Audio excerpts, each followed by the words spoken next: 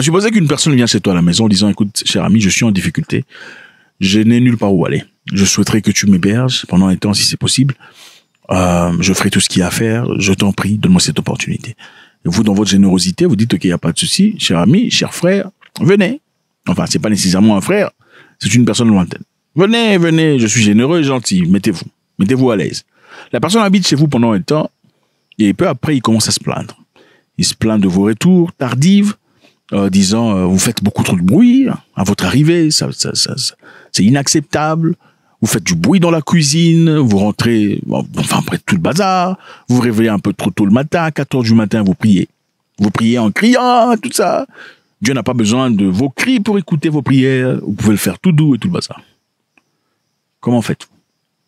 Vous le gardez à la maison ou vous lui montrez la porte? Monsieur participe quand même, ok? Changeons la situation. La personne paye le loyer. Il n'est pas chez vous gratos. D'accord? Il paye quand même son loyer à la fin du mois. Il occupe la chambre. Et monsieur, à un moment donné, se dit, bon, écoute, monsieur, mais vous venez en retard. Vous faites du bruit, on dort, et vous réveillez trop tôt. Vous faites du bruit en priant, à haute voix. La douche, elle est sale. Les toilettes sont pas bien. Le salon est en désordre. La cuisine, n'en parlons pas, finalement. Monsieur fait du bruit. Vous faites quoi? Vous élevez votre standard ou vous demandez à monsieur de prendre ses clics et ses claques et ses tailles. Comment vous faites? Bon, monsieur finalement s'est dit, écoutez, moi j'en ai ras-le-bol. Je vais voir pas seulement la police, mais la justice. Je voudrais qu'on me donne le droit à la chambre que je suis en train de louer actuellement. Ok? La chambre t'appartient, c'est vrai, mais je la loue. Alors je voudrais que la justice m'accorde cette chambre, indépendamment de vous. C'est la chambre qui est imbriquée à votre maison. Mais moi, je la prends parce que voilà, je suis là depuis un temps, je paie le loyer, parce que votre management, votre style de management est inacceptable, et moi, mes standards sont beaucoup trop hauts que le vôtre. Eh ben, moi, je prendrai possession de cette chambre. Et vous serez propriétaire de la maison, mais cette chambre, je la sépare. C'est à moi maintenant.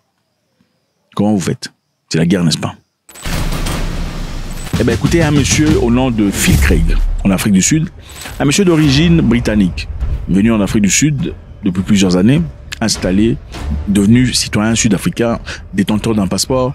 Quelque temps après a commencé un parti politique, ce parti politique qui s'appelle Cape Party, dont l'objectif est Cape Independence. Make sure that your party allows the people of the Western Cape to choose their own destiny, allows the people of the Western Cape to vote for a first world future free of the ANC and the EFF.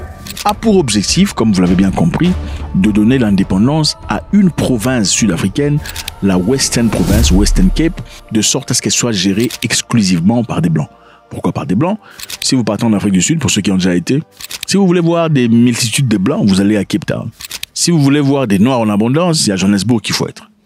Ok, alors, comme monsieur est britannique, manifestement se retrouvant à Cape Town, a trouvé beaucoup des Blancs comme lui, a souhaité, comme beaucoup de Blancs d'ailleurs, comme ils disent que les Noirs ne gèrent pas très bien le pays, ils sont des gens désordonnés, ils n'ont aucune intention d'amélioration à part le pillage, ils veulent maintenant une séparation, c'est-à-dire créer un pays dans un pays qui existe. Imaginez, vous invitez quelqu'un chez vous, vous l'invitez même pas, il vient demander de vivre chez vous. Il se met à l'aise et à un certain moment, il dit, moi je veux prendre cette partie, en tout cas, la maison là c'est pour toi. Je ne sais pas si vous avez déjà eu des membres de famille qui viennent habiter chez vous et puis des années plus tard, ils ne quittent pas. C'est problématique, hein. Pourquoi? Parce que quand vous mourrez, ils veulent une partie des terres. Ça ne sera plus à vos enfants. Oh, nous aussi on habite, nous aussi on veut le don, n'est-ce pas? Voilà. Maintenant, ce monsieur est blanc. On a fait écouter ce qu'il a à dire. And garner diplomatic support for its campaign to have an independent Western Cape. The group says it has written to President Cyril Ramaphosa as well as the DIRCO minister.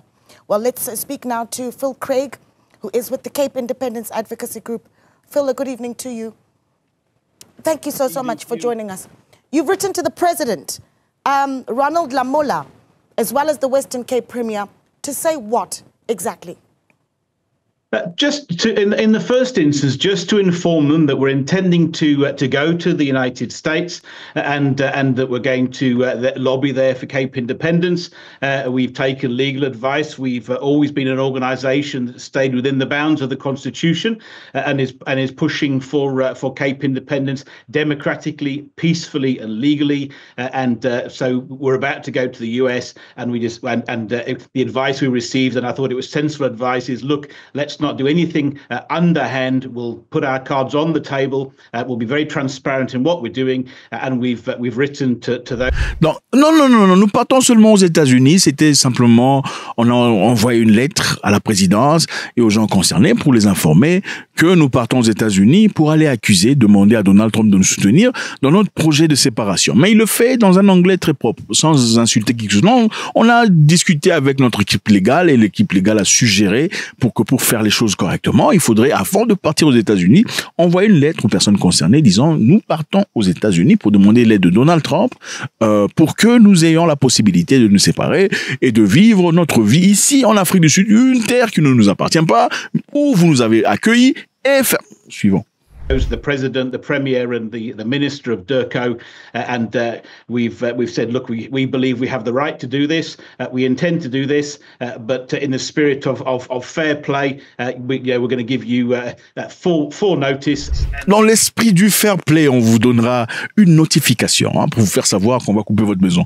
Dans l'esprit du fair play, on vous donnera quand même une notification pour vous informer que nous partons aux États-Unis pour aller chercher de l'aide pour couper la maison. Continue. And we're inviting you to make any representations if you believe that we're not entitled to do this. Okay, let's talk about this though, because this is intending to go to the White House and travel to Washington, D.C. to advocate for the cessation of the Western Cape? Well, so to advocate for support for our campaign, for in the first instance, a referendum to be held in the Western Cape to test the democratic will of the Western Cape people. So we have to understand that the Western Cape people are not being governed according to their democratic will. They have a right to self-determination, both under the South African Constitution and in international. Ok, donc voilà, nous partons, c'est parce que voilà, les gens du Western Cape, donc les Blancs du Western Cape, ne sont pas tout à fait contents de la façon dont ils sont gouvernés.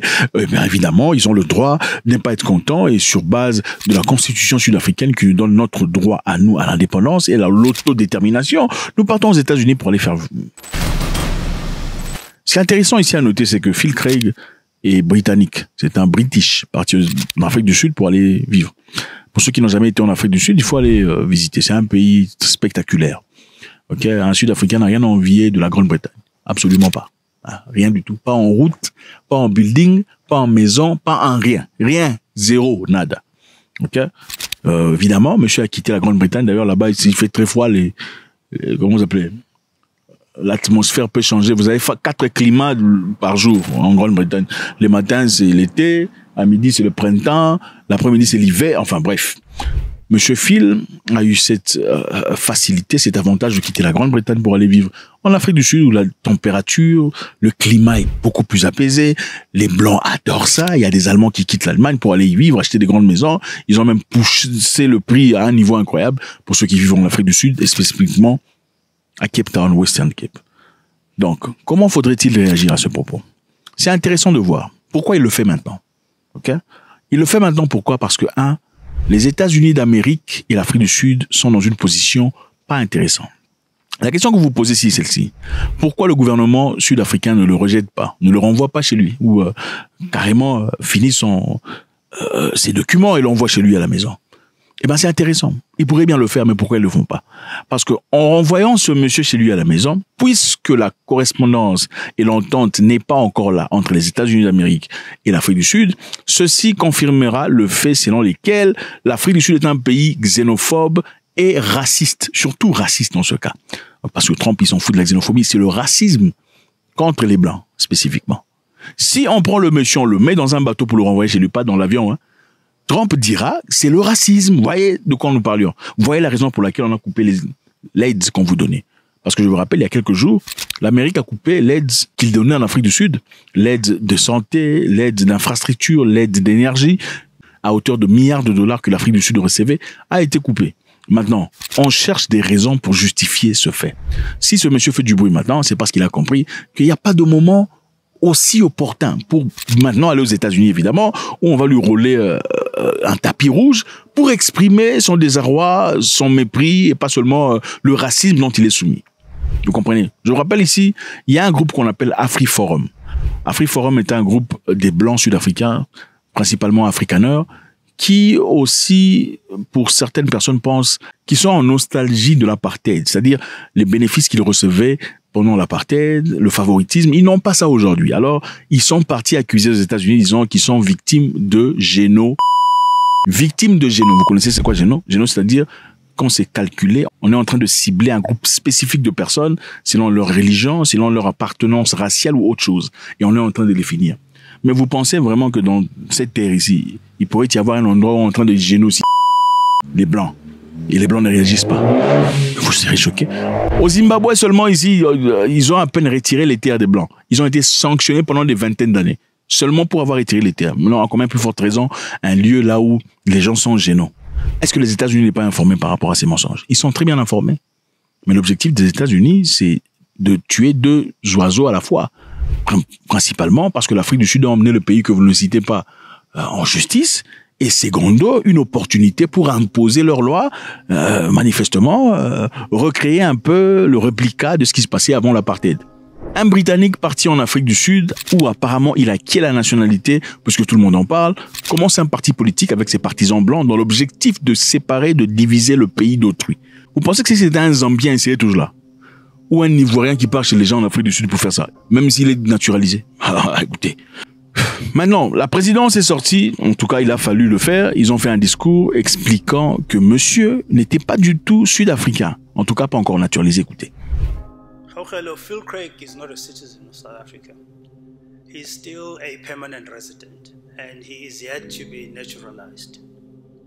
So he's not a citizen of South Africa. And to your point, indeed it is a concern that somebody who's left his own country of birth has come to South Africa to sow seeds of division, as he has been doing. But on the other hand, you will recall that they tried to register for these last general elections and they couldn't obtain enough signatures. So they do have very limited representativity.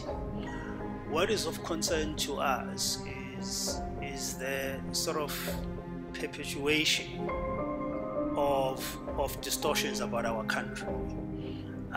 So whoever that will welcome him in the United States will need to know that he's not a South African citizen. He is a permanent resident and he is yet to be naturalized. It is perplexing as to why he's seeking South African citizenship when his views or his intentions are to divide the country. But having said earlier on, we will not allow him to do that. He can travel the world.